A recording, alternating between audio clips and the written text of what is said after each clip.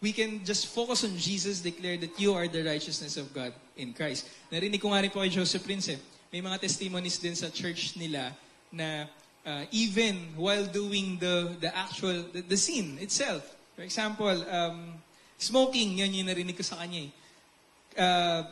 While nag-smoke daw yung isang tao, yung testimony is, dahil narinig niya na righteous siya because of Jesus.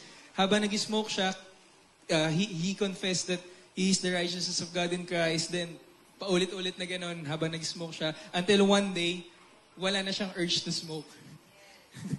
Because he is the righteousness of God in Christ. So, di ba yung sinasabi natin na the right living will follow. The results will follow. Right believing. Nagsimula sa right believing. Kesa yung we might hear some preachers na laging ang tinuturo is right living, kailangan ganito, pero walang right believing. It will not work.